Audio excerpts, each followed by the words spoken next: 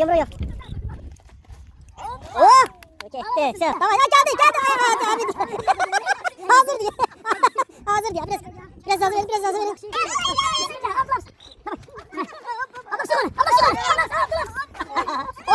Çeken değil ha. Hele böyle. Hayır yok. Hoppa. Dur. Asif. Çekil. Kaşay Yakup. Agrep şey de olur da. Kaşayın altında.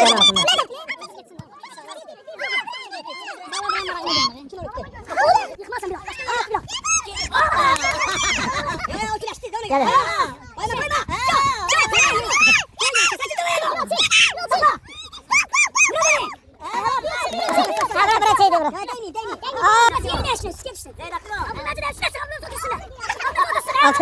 Abdülhamid'in treni Asif'te.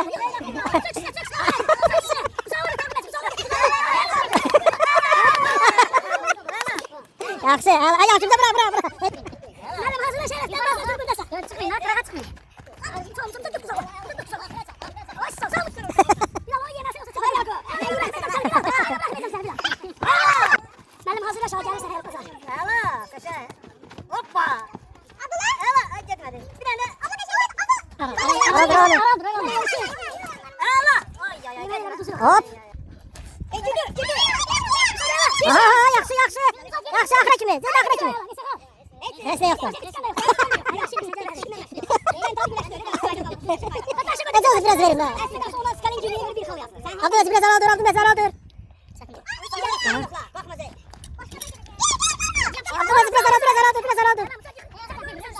Zeyd ayağımı sakla, ayağdan girir. Ayağdan girir.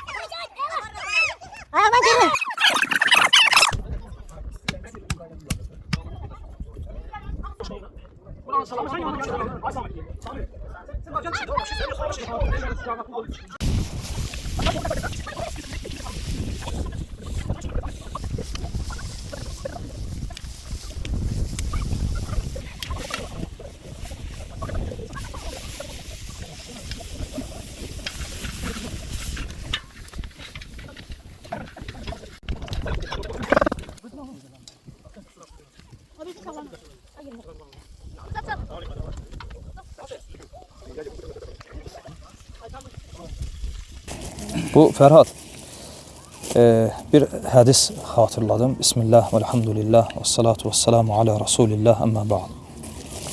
Məşhur hədisdir. İrbad İbn-i Sariyə radiyallahu anhunun rəvat elədiyi hədis. Demək olar ki, bu sahabənin rəvat elədiyi hədislər çox deyil. Lakin rəvat elədiyi hədislərin içərisində ən məşhuru budur. Nəvəvi Rəhməlullah da 40 hədisdə gətirir ki, Peyğəmbər sallallahu aleyhi və səlləmin ümmətinə son nəsiyyətlərindən olub. Bir gün sübh namazından sonra Allah Resulü aleyhissalatu və səlləmin bu bir növ adəti idi. Hətta bəzi alimlər deyirlər ki, bu sünnədir. Ki, imamın arada bir ehtiyac olduqda və s. namazdan sonra cəmaata nəsiyyət eləməsi. Hansısa bir səbəbə görə, ehtiyaca görə bəzi alimlər deyiblər və bu isabətli görüşdür əslində. Doğrudan da biz sünnəyə baxanda bunu görürük. Xüsusən də sübh namazından sonra Allah Resulü aleyhissalatu vesselam üzünü cəmaata çevirərdi və deyərdi ki, sizdən bugün, bu axşam yuxu görən olub, maraqlı bir yuxu. Görən olubsa Allah Resulüne ərz edirdi və Peyğəmbər sallallahu aleyhi və səlləm o yuxunu yozurdu və özü nəsiyyət edirdi. Və İrbad radiyallahu anhu deyir ki, yenə də bir gün sübh namazından sonra aleyhissalatu vesselam bizə elə bir nəsiyyət elədi ki, o nəsiyyətdən bizim qəlblərimiz riqqətə gəldi və gözlərimiz yaşardı. Və biz hiss elədik ki, bu elə bil ki, vida edən adamın nəsiyyətinə oxşuyur. Və Allah Resulü aleyhissalatu vesselam'dan nəsiyyət istəyirlər. Və Peyğəmbər sallallahu aleyhi və səlləm onlara nəsiyyət edir, qısa, elə bir nəsiyyət ki, özündə bütün dünya və axirət xeyirlərini cəm edən nəsiyyət. Yəni, məv'iza bəliğə, bəliğ, bizim dildə ona deyirlər bəlağətdir, bir nəsihət. bəlağətli nəsihət odur ki, adətən qısa olur, çox uzun olmur. Lakin özündə əzəmətli faydaları cəm edir. Hətta bəzi alimlər bəlağətin tərifində deyirlər ki, bəlağət odur ki, yəni ət-tul bilə mələl, yəni sıxıntı olmadan, yəni sıxıcı olmayan uzunluq və nəsihətə xələl verməyən qısalıq. Yəni ola bilsin, nəsihət edən biraz uzadır nəsihətini, amma elə bir formada edir ki onu, onda dinləyən sıxılmır. Deməli, bəlağətli danışdı.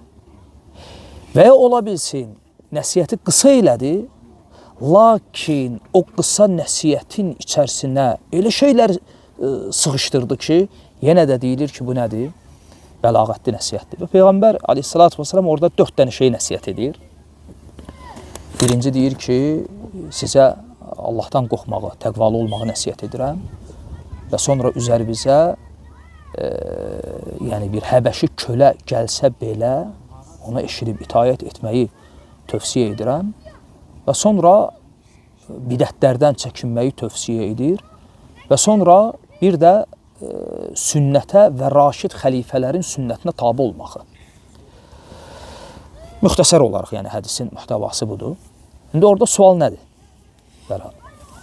Sual budur ki, Peyğəmbər aleyhissalatü vesselam deyəndə ki, bu hədis məşhur hədisdir, bilirsiniz. Aleykum bi sünnəti və sünnətil xulefəir raşidin əl-məhdiyyin. Təməssəku bihə. Mənim və raşid xəlifələrimin, hidayət sahibi olan raşid xəlifələrimin sünnətinə tabi olun. Burada fikir verirsiniz, hədisdə necə gəlir? Aleykum bis sünnəti və sünnətil xulefəir raşidin. Mənim və raşid xəlifələrimin sünnətinə. İndi bu hədis necə başa düşülməlidir? Yəni, deyiləndə ki, mənim sünnətimə bu məlumdur. Allah Rasulunun sünnəti. Hər kəs bilir, Quran sünnət. Amma burada başqa bir şey deyilir. Və sünnətül xulefəir raşidin, əl-məhdiyyin. Raşid xəlifələr. Bundan qabaq, ümumiyyətlə, raşid xəlifə nə deməkdir? Bilsin. Raşid xəlifə də, yəni xəlifələr dörd. Mən demədim raşid xəlifələr kimlərdir. Dedim, raşid xəlifə nə deməkdir? Yox. Ümmətin başçısı olan xəlifə. İrşad edən. Raşid. O murşiddir. Yol göstərir. Ya o murşiddir. O murşiddir. Ərşədə, yürşidi, murşid. Daha etibarlı. Yox. Fikir versən, bəzən qəlibləşən istilahlar var. Raşid xəlifələr, 4 raşidi xəlifə. Birdən biri gəldi, sual verir. Deyir, belə öyrəşviz 4 raşidi xəlifə. Nə deməkdir bu? Sanki vəhiylə gələnlər? Yox. Raşid nədir? Raşid, yəni əl-ilmu bil-haqq vəl-əməlu bihi. Haqqı bilib, onu ilə əməl edən. Buna rüşd deyilir. Rüşdün tərifidir. Rüşdün tərifi əl-ilmu bil-haqq vəl-əməlu bihi. Haqqı bilib, onunla əməl eləmək. Bu rüşdün tərifidir. Raşid xəlifələr, yəni haqqı bilib, onunla əməl edən vəl-məhdiyyin, hidayət sahibi xəlifələr. Sadəcə olaraq biz əslində belə baxanda raşid xəlifələr çoxdur. Yəni necə? Nə mənada? Raşid xəlifə istilahı əslində 2 növdür. Sadəcə olaraq çünki belə götürəndə Ömər ibn Abdüləziz də raşid xəlifələrdən olub. Yəni belə baxanda. Muaviyə özü. Amma məsələ bundadır ki, məhz Əbu Bakır, Ömər, Osman, Əli, bunu biz hardan öyrənirik? Başqa hədisdən ki, Peyğəmbər aleyhissalatü vesselam buyurur ki, nübüvvət, xilafətun nübüvvə, 30 sənə. Nübüvvət xilafəti 30 ildir. Və bu 30 ildə bunlarla tamamlandığına görə bu hədisdən bunu bilirik. Sual, məsələ bu deyil. Məsələ budur ki, Allah Resulü aleyhissalatü vesselam deyəndə ki, mənim sünnətimə və raşid xəlifələrin sünnətinə tabi olun. Necə yəni raşid xəlifələrin sünnətinə? Bu necə başa düşülməlidir? Və biri desə ki, bunu mənə izah elə. Siz işgəli bildiniz hardadır? Hardadır Asif? Yəni o insan ki, haqqı bilir, Yox, əməl etmir də, yəni. ondan getmir. Deyirəm ki, hədisdə gəlir ki, mənim və Raşid xəlifələrimin sünnətinə tabi olun. Mənim sünnətimə tabi olun nə deməkdir? Yəni hədisdə Bildik. Bəs Raşid xəlifələrin sünnətinə tabi olmaq nə deməkdir? Yəni Raşid xəlifələrin xas sünnəti var. Yəni necədir? Yəni necə başa düşəcəyik bunu? Məndən sonra gələn əmin o Demdən qoy nə deyir? məndən sonra gələn o xəlifələr hansı ki olacaq, onlar da mənim sünnətimin üzərində özlərini əsas dayaq kimi onu tutacaq və nə ola bilsin ki, Əgər tamam, onda burada başqa işgəl. Əgər elədirsə, onda aleykum bi sünnəti, mənim sünnətimə tabi olun deyib də, bu elə kifayətdir də. Kifayət edir, bəli. Yəni o Raşid xəlifələr mənim sünnətimə tabi olubsa, siz də mənim sünnətimə tabi olub. Onsuz da onu deyib. Amma burada ayırır. Yəni bir növ, biraz da açım. Atiullah və atiur Rasul. Allaha və Rasula tabi olun. bəli. Necə ayırdı Allah Azza və Cəllə? Burada da Allah Rasulü ayırır. Aleykum bi sünnəti və sünnətil xulafəir raşidin əl-məhdiyyin. Necə başa düşəcək bunu? Oradakı sünnət bu Bilmirəm. sünnət deyil də. Oradakı sünnət Əgər desək ki, oradakı sünnət bu sünnət deyil, bu da işgəldir. Bəli. Özlərindən dində təzə bir şey çıxarıb. Necə yəni? hökmlərinə də belə deyil. öz zamanlarında çıxan yeni şeylər. Yeni bir hökmlərə. Sünnəyə söykənib fətva verirlər də, Müasir yəni hökmlər. peyğəmbər Birinci belə başa düşmək olar ki, Peyğəmbər sallallahu sünnətin onlar yəni eyni onlar çatdırır. Peyğəmbər sallallahu yox, Peyğəmbər sallallahu yaşadığı sünnəti həmin bu rəşidi xəlifələr tətbiq edir, Bəli. o cür çatdırır. Hə, yəni deməli ümumiyyətlə bu o hədisə belə deyək, yanaşmanın birinci növüdür. Yəni alimlər ümumiyyətlə bu hədisi başa düşmədə cürbəcür fikirlər deyiblər. Lakin o fikirlərə baxanda baxırsan ki, arada olan ixtilaf təzadlı ixtilaf deyil, növlü ixtilafdır. Yəni necə? Məsələn, məşhur olan 3 dənə rəy var, üçü də haqdır. Və bir-birlərini də tamamlayır. Yəni bir adam desə ki, mən üçünü də götürürəm, götürə də bilər, elə götürməlidir də. Necə? Bəzi alimlər deyiblər ki, bəli. Bu hədisin mənası budur ki, yəni biz ki deyirik ya, Qurana, sünnəyə, tabi, sələfin fəhmi ilə. Sələfin fəhmi. Dəlil bu hədis. Yəni dəlillərdən birisi. Yəni bir növ Allah Resulü Aleyhisselatü Vesselam burada demək istəyir ki, mənim sünnətimə Raşid xəlifələrin tətbiqi ilə, yəni onların mənhəci üzərində tabi olun. Deməli bu hədis nəyin dəlili oldu? Deməli sələfin və sələfin içində də xüsusən Raşid xəlifələrin belə deyək də fəhminin hüccət olmasının dəlilidir. Ona görə Allah Resulü birinci özünün sünnətini qeyd edir. Sonra Raşid xəlifələrin və bir növ göstərmək istəyir ki, Allah Resulünün sünnətinə tabi olmaq, bu sünnətə gedən yol bunların sünnətindən keçir. Yəni mənhəcindən, metodundan, bunların tətbiqatından, necə tətbiq ediblər. Deməli biz sünnəyə tabi, bu Raşid xəlifələrin mənhəci üzərə. Aydındır? Bu birinci mənadır. İkinci məna, onu elə qardaşlar dedilər, o yaxın mənadır. O da nə? Dedilər ki, bəli.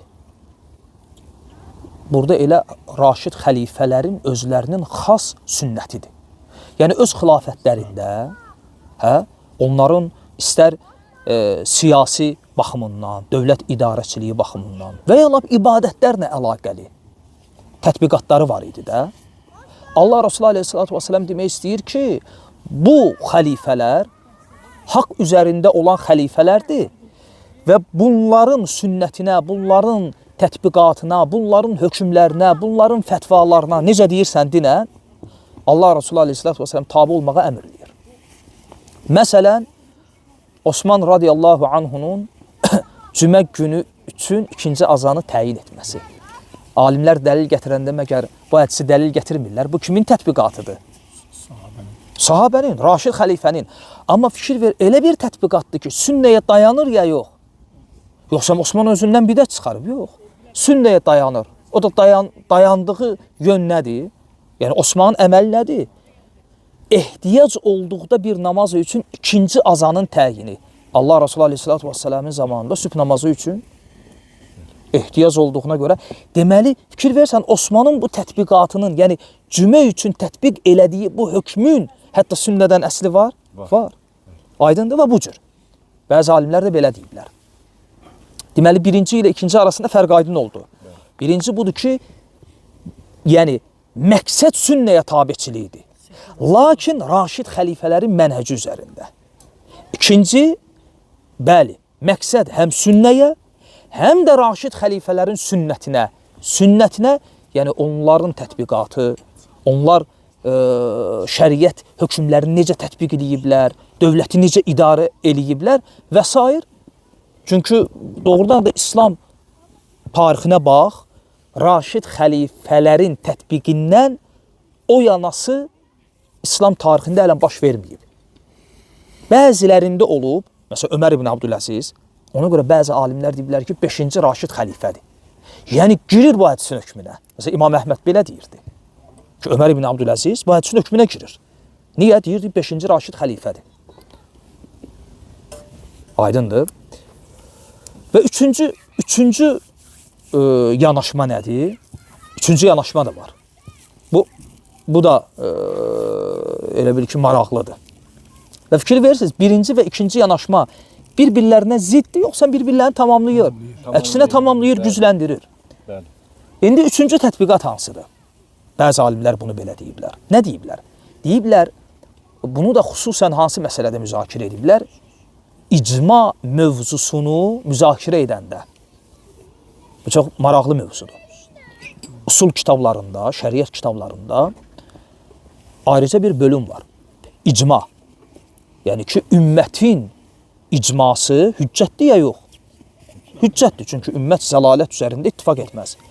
Həmin o icma məsələlərini alimlər müzakirə edəndə, o müzakirənin içərisində bu müzakirə də var. Sual qoyulur, deyilir ki, 4 Raşid xəlifənin ittifaqı hüccət sayılır ya yox?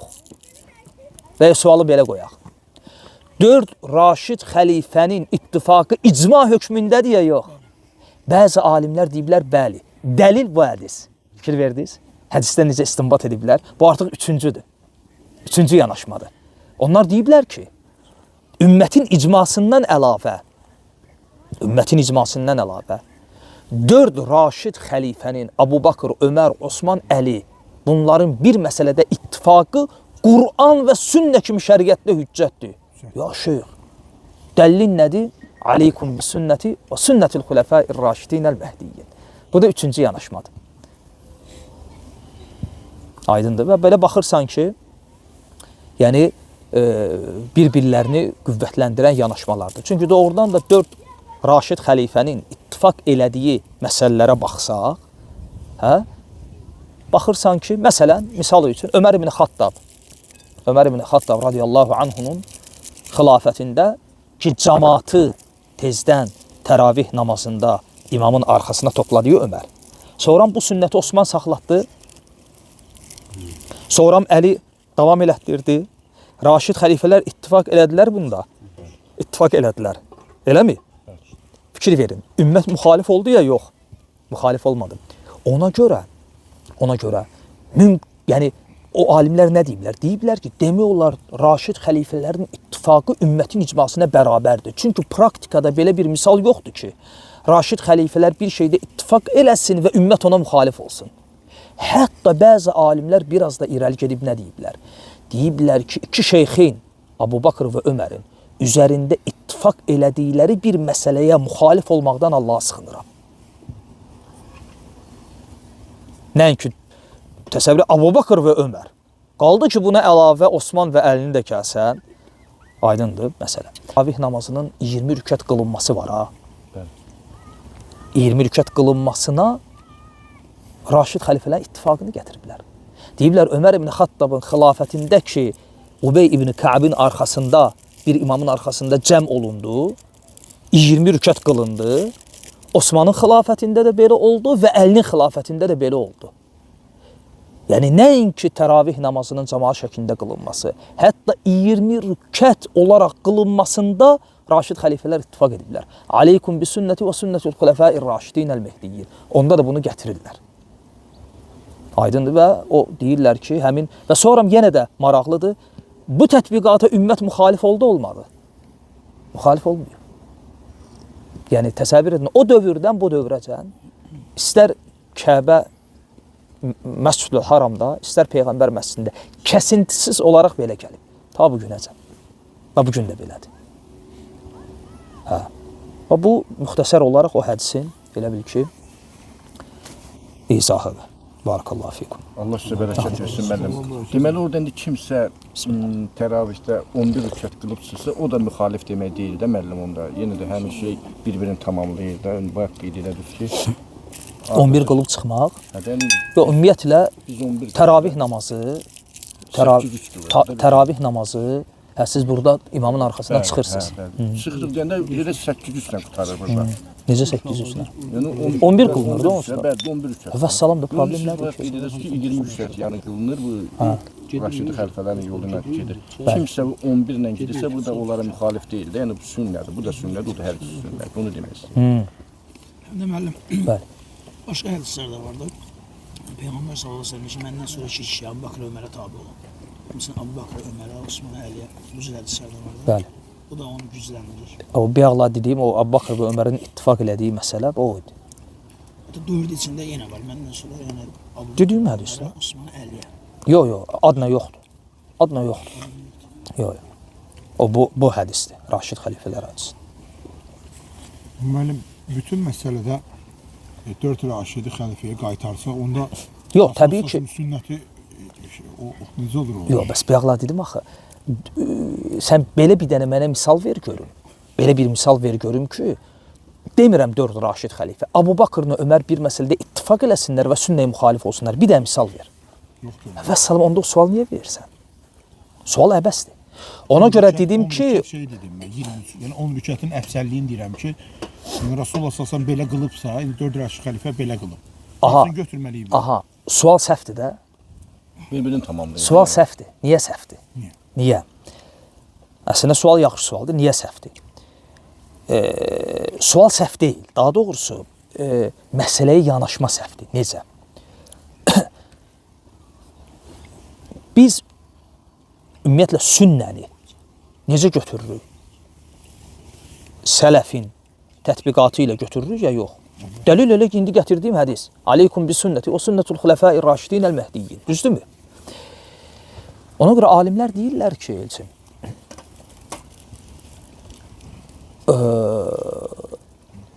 Raşid xəlifələr dönəmində təravih namazının 11 rükətdən artıq sahabələr tərəfindən və s. qılınması, Elçin, bu özü dəlildir ki, Allah Resulü aleyhissalatu vesselam adətən 11 qılsa da 11-indən artığı qadağadır deyə bir şey yoxdur. Biz bunu hardan götürdük? Sələfin tətbiqatından. Hə, sələfin tətbiqatı olmasaydı, ola bilsin başa düşmək olardı bunu belə. Məsələn, misal üçün. Allah Resulü aleyhissalatu vesselam buyurur ki, bığlarınızı qısaldın, saqqalınızı uzadın. Həmin hədislərin ləfzlərinə baxanda görürsən ki, ləfzlərinə. Məsələn, saqqalı uzadın, yəni saqqalı öz halına buraxın və ya saqqalı tərk eləyin. Bu cür ləfzlərdə gəlib. Və bığları qısaldın. Hədislərin zahirinə baxırsan, başa düşülən məna budur ki, saqqaldan götürmək olmaz. Niyə? Sual, Allah Resulü aleyhissalatu vesselam qısaltmağı bığa nisbətlədi saqqala. Allah Rasulunun saqqala nisbət eləmədiyi bir hökmü necə nisbət edirsən saqqala? Hədislərdən başa düşülən budur, eləmi? Bəli, bəli. Bunu bildik, qoyduq bir kənara, indi keçdik ora. Allah Rasulü aleyhissalatu vesselamın saqqalından qısaltdığı sabit olub. Bu barədə hədis var? Var. Tirmizinin sünənində, zəifdir.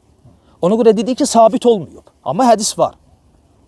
Səhih deyil ki, saqqalının kənarlarından qısaldardı. Hədis zəifdir. Bunu da qoyduq kənara. Yəni, sabit olmayıb. Eləmi? Hədislərdən də başa düşdüyümüz budur. İndi baxırıq sahabələrə. Həmin o hədisləri, bığları qısaldın, saqqalı uzadın, o hədisləri rəvayət edən sahabələr, Abu Hüreyrədən tut, Ənəs ibn Məlikdən tut, İbn Ömərdən tut, Ömər ibn Xattabdan tut, Abdullah ibn Abbasdan tut, bir sahabə deyil. Hə? Bunların hamısına səhih sənədlə, hətta bəzilər Buxardadır. Varid olub ki, saqqallarından qısaldırdılar, götürürdülər. Bu hədisi rəvayət edən sahabələr.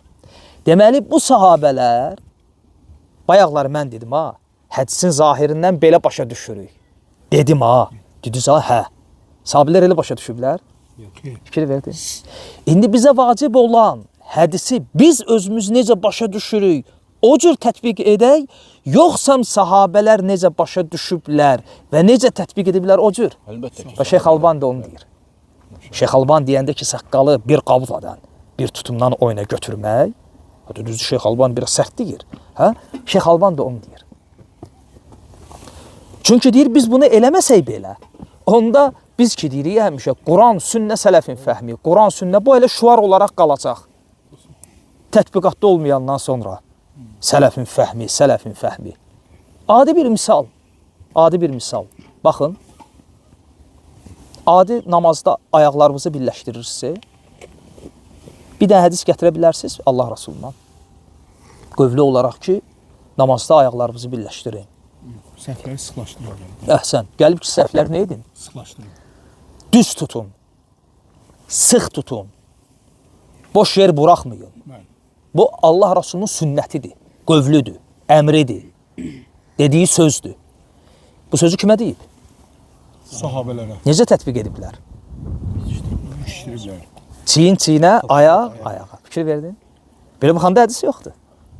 Ona görə İmam Buxar da səhində bablar açır. Məsələn, topuq topuğa, çiyin-çiyinə və sahabədən. Deməli, sahabə Allah Rasulunun səhvlərinizi belə yox, əyri yox, düz tutun. Aralı yox, sıx tutun.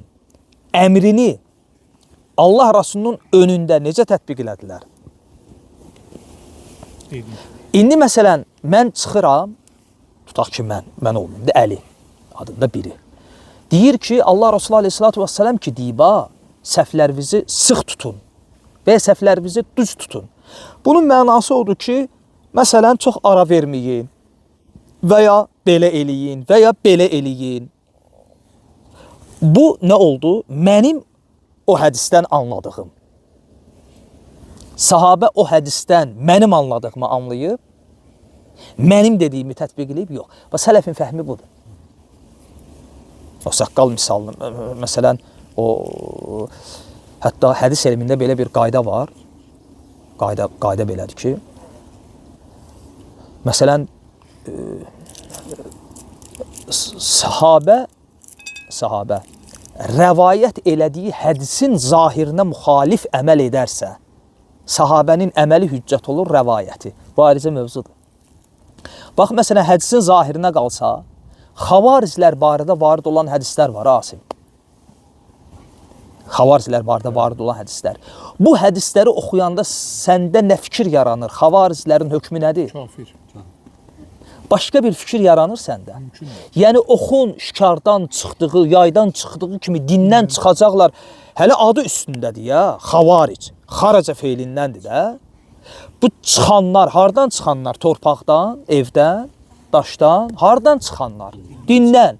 Dindən çıxan adı nədir? Hökmü nədir? Mürtəd. Niyə xavaricləri mürtəd görmürsünüz? Sahabələrin fəhminə görə. Çünki o xavariclər sahabələrin dönəmində çıxmamışdı. Elə həmin hədisləri rəvayət edən sahabələr, elə o hədislərdən birini Əli rəvayət edib, Buxar Müslimdə. Təkfirlədi, yoxsa ümmətin içində saxladılar? Saxladılar. Baxma ki, hədisə nə qədər də zahir desən də, qaytarıq sahabənin fəhminə.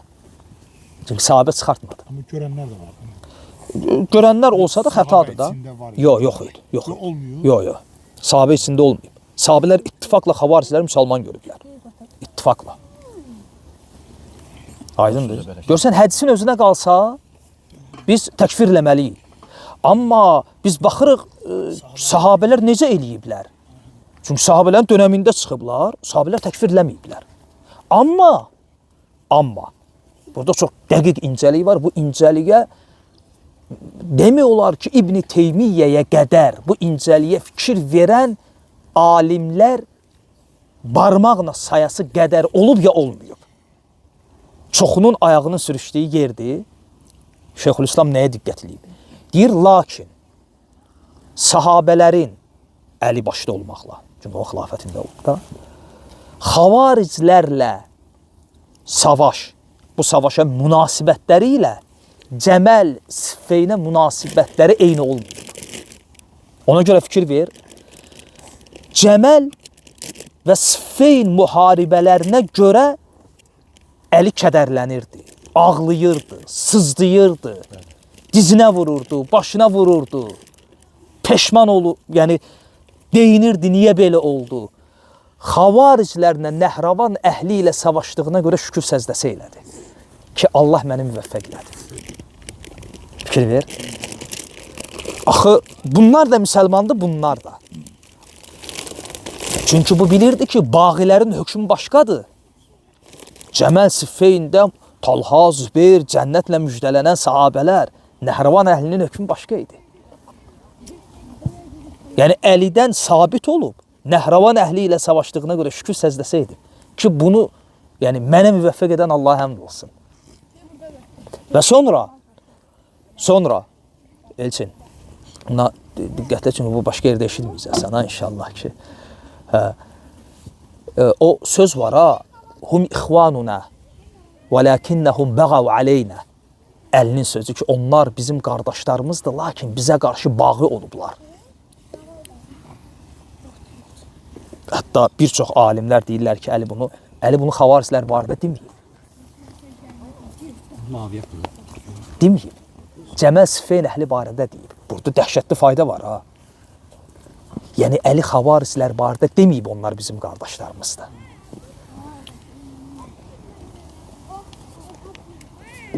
Başa düşdünüz də, bugün istifadə edənlər var, ha. Əli, yəni o söz var, ha, o söz. Bu çox incə məsələlərdir, ya, o söz. O dillərə incə məsələlər var, bunlardır. Hə. O söz. O, yəni Əlidən Nəhravan əhli barədə dediyi sabit olmayıb. Bu çox önəmlidir. Yəni Əli xavariclər barədə deməyib ki, onlar bizim qardaşlarımızdır. Yox, əksinə onlarla savaşdığına görə şükür səzdəsi edib. Cəməl Siffeyn əhli barədə deyib, onlar bizim qardaşlarımızdır. Lakin bizə qarşı həddi aşıblar. Və onlarla savaşdığına görə peşman olub. Peşman o mənada ki, yəni ki, kaş belə olmazdı. Bu qardaşlarla savaşmalı. Başqa rəvayət var ki, deyir, Əli radiyallahu anh ki, xavariclər münafiqdir, deyir, münafiqlər Allahı az zikr edir. Deyir, bəs xavariclər kimlər deyir, onlar bizim azmış qardaşlarımız. Bu cür formada. Əgər o ləfz varsa, sabit deyil. Müəllim, onda bu... Yəni, sabit olan budur ki, Cəməl Siffeyn əhli barədə deyil bu. Müəllim, onda bu 4 raşid. Amma o başqadır ki, bəli, onları təkfirləməyib. Sahabə fəhmin bildiyi ki, sahabə fəhmi ilə götürürük. Və o bir rəvayət var, deyir, mən deyirəm, sən isə Əbu Bakr Ömər deyir, mən deyirəm Allah Rəsul. O necə başqa şey deyir? İbn Abbas radiyallahu Orada hansı ki, 2 sahabə. Bəli. 2 sahabə qazlıyorum. O hədis açıq aydındır. Hədisdə bir işgal yoxdur. Danışdıqlarımızda da müxalif bir şey yoxdur. Danışdıqlarımızı qüvvətləndirən dəlildir. Necə? Şək yoxdur ki, Əbu Bakır, Ömər fərd olaraq Əbu Bakır, Ömər fərd olaraq məsumdur. Xəta eləyə bilər. Və hansısa bir məsələdə təsəvvür edin ki, Ömər ibn Xattab və ya Osman və ya Əli fərd olaraq bir söz deyib, hə? Və o söz tutaq ki, sünnəyə müxalif olub. Allah Rasulunun sünnəti götürüləcək, yoxsa aydındır. Ona görə biz bayaqlar nə dedik? Dedik, alimlər deyiblər ki, yəni bayaqları 3 dənə o hədisə yanaşma var, ha. O yanaşmanın 3-ündən birində bu var idi ki, yox. Biri o idi ki, Raşid xəlifələrin icması hüccətdir. Biri o idi ki, biz sünnətə tabi onların mənhəci ilə. Biri tətbiqatı, yəni dediyim məsələ bu 3-ündən də ayrı bir məsələdir. Fərd olaraq Məsələn, misal verək. Ömər ibn Xattab xilafətində, bax fərddən gedir söhbət, təməttü həccini müvəqqəti qadağan eləmişdi. Təməttü həccini. Bu qadağa da təhrim yönündə, yəni haram edirəmsə yox, Ömər ibn Xattab. Yəni bir növ təşviq babında, yəni məsləhət babında deyilən söz idi ki, çünki təməttü həcci o həccdir ki, həcc və ümrə bir yerdədir. Ömər ibn Xattab görürdü ki, həccə gələnlər təməttü həcci ilə həcc edəndə ümrədə edir axı. Ona görə ümrə üçün addelini gəlmirdi həmin il və Kəbə boş qalırdı. Ömər ibn Xattab da deyirdi ki, həcc edəndə təməttü həcci etməyin. Təməttü həcci etməyin, ümrə ilə birlikdə. Tək həcc eləyin ki, ümrə üçün ayrıca gəlin. Hətta Allahın evi, yəni burada Allahın evini əzəmətləndirmə, uca tutma babında məsləhət yönündə verilən bir söz idi. Amma xəlifə idi deyənə öz qərarını təbii ki, tətbiq elətdirirdi və elətdirmək istəyirdi. Öz oğlu İbn Ömər, Abdullah, deyir ki, mən atamın sözünə görə Allah Rasulunun sünnətini tərk edə bilmərəm. Aydındır. Və həccə niyyət edəndə təməttüyə niyyət edir, girir. Öz oğlu. Fikir verdiniz? Bu bir tətbiqatdır. Fərdi. Hə, burada kimsə razı ola da bilər, kimsə razı olmaya da bilər. Və ya məsələn, Osman radiyallahu anhunun ictihadı, o həcdə namazları tam qılmaq, ictihad eləmişdi. Sahabələr müxalif idi, müvafiq. Müxalif. Düzdür, o imam idi deyənə arxasında tabi olub qılırdılar. Amma fikir olaraq deyirdilər ki, xətadır. Niyə? Bu Osmanın şəxsi ictihadıdır. Sünnəyə müxalifdir. Aydındır. Bu başqa şeydir. Ona görə İbn Abbas deyir, yox, oxşamır, qətiyyən. Yox, qətiyyən. Qətiyyən. Bayaqları 3 dənə şey sadala. Desəm sadalaya bilməyəcək. Sadala. Mən də saymıyacaq. Sahabələrin tətbiqatı və tətbiqatdan 4 Raşidi xilafə necə əməl edirsə, elənsinə götürmək. Bəli. İkincisi, siyasi, idari baxımından və s. Məsələn, o azan misalını verdi. ikinci Raşidi xəlifələrin Birinci bu divə aid oldu. yox, tətbiqatda yoxdur axı. Necə aid olurlar? Yox. Yəni buna aid, divə aid etdi, keç 2-yə. İkincisi aid edirəm mən onu. Denə. Necə? Yəni öz Raşidi xəlifələrin özünün dediyi axı özünə aid sünnəti. Hələ o hindi dediyin idi də. Bu mənada sünnət, tətbiqat mənasında. Bu hələ birinci idi, bu idi. İkinci o idi ki, burada özünə xas sünnə deyil. Yəni, mənim və Raşid xəlifələrimin sünnətinə tabi olun, yəni mənim sünnətimə Raşid xəlifələrin mənhəci, mənhəci, o başqadır. O başqadır. Feyl yox, mənhəc. Məsələn, sələfin mənhəci demirik, Raşid xəlifələrin mənhəci var da. Metodu ilə. Üçüncü də dedik ki, Raşid xəlifələrin icması. Amma bu fərdi məsələlər, fərdi ictihad başqadır. Osman, çünki fərdi ictihada qalsa, baxın, üzr istəyirəm, fərdi ictihada orada demir Abbaqır. Deyir ki, yəni istəyir Abbaqır olsun, istəyir Ömər. Çünki fərdi ictihada qalsa, Raşid xəlifələr də öz arasında ixtilaf edib axı. Məsələ bundadır. Məsələn. Tutaq ki, Ömər ibn Xattabdan bayaqları çəkdiyim misal. Və ya Osmanın. Məsələn, Osman. Əli müvafiq idi, müxalif. Müxalif. Raşid xəlifələr ixtilaf ediblər öz aralarında. Ona görə o alimlər ki, deyiblər, fikir verin bu istinbata, deyiblər, bu hədisdən mən bunu başa düşürəm ki, Raşid xəlifələrin icması hüccətdir. Həm də bilirsiniz nəyə əsas gətiriblər? Deyiblər, ona görə deyirik ki, icması hüccətdir bu hədisə əsasən. Çünki fərdi ictihadlara qalanda Raşid xəlifələr öz aralarında elə məsələlər ixtilaf edib. İndi hansının sözü hansına hüccət olacaq? Aydındır. Ona görə o, məsələn, yeri gəlmişkən fayda üçün. O hədis var, özümdən sonra iki əmanət buraxıram. Səqələyn. Allahın kitabı və əhl-i beytim.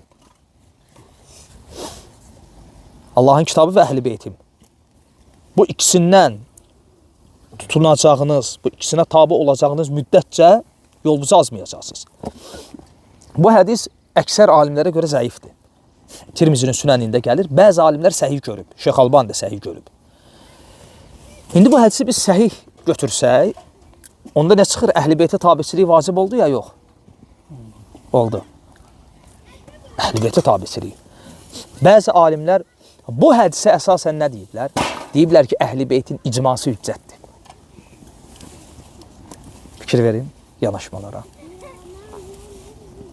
Deyiblər ki, əgər bu hədis səhih olsa, yalnız və yalnız buna dəlalət edir. Baxın, bu hədis əgər, madəm ki səhihdir, əgər səhih olsa, nəyə dəlalət edir? Əhl-i beytə tabi olun, yəni əhl-i beytin fərdinə, yoxsa icmasına. Niyə? Çünki deyiblər ki, fərdlərə qalanda o qədər məsələlər var ki, əhl-i beyt fərdləri o məsələlərdə öz aralarında ixtilaf edib. Hədis də deyir, əhl-i beytə tabi ol.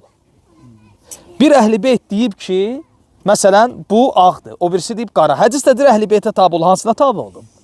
Deyib, ona görə dəlildir ki, yəni əhl-i beytin icmasına. O üç xeyirli nəsil. Bəzi alimlər deyiblər ki, əgər hədis səhihdirsə mənası budur. Üç xeyirli nəsilə də. Orada gəlir kitabı olur. O Tirmizinin sünənində hədisdə gəlir elə.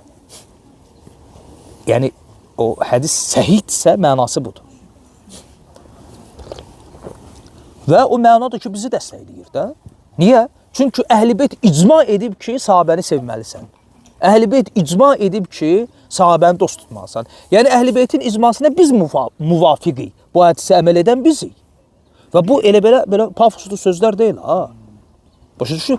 Məsələn, misal, İmam Şovkani'nin bu arada ayrıca kitab var. Əhl-i beytin sahabələr barədə mövqeyi nə olub, ha? Ondan artıq icma nəql edir, əhl-i beytin icmasını. Xas kitab var. Niyə məhz Şovkani? Çünki Zeydi olub axı əvvəl. Özü şiə olub. Əhl-i beyt imamlarını da əla tanıyır. Bir əhl-i beyt imamlarından gətirir, icma nəql edir. Ondan artıq ayrıca kitab yazıb. Tamam, əhl-i beytin icması hüccətdir. Gözünüz üstə yeri var. Əhl-i beyt icma edib ki, sahabələri sevmək imandandır. İndi bu icmaya muvafiq olan kim oldu? Müxalif olan kim oldu? Aydındır. Ona görə deyirəm, bu yəni belə parlaq çıxışlar deyil yəni. Bu elmi məsələlərdir. Xas kitablar yazılıb bu arada. Allah razı olsun. Və Şovkani də adını ona görə qeyd elədim ki, özü vaxtı ilə şiə olub. Zeydilərdən və tövbə edib. O təsəvvürlə Zeydi olanda əhl-i beyt, bütün istinadlar, zadlar hamısı, indi təbii ki, əhl-i beyt imamı deyəndə sizin ağlınıza 12 nəfər gəlməsin. 12 nəfərdən ibarət deyil axı. Aydındır. Əhl-i beyt imamları, yəni təsəvvür edin ki, o 12-dən kənar əhl-i beytin elə imamları olub ki, elmdə onlardan üstün olub. Demirəm 12-sindən, ən azından 6-sından. Aydındır.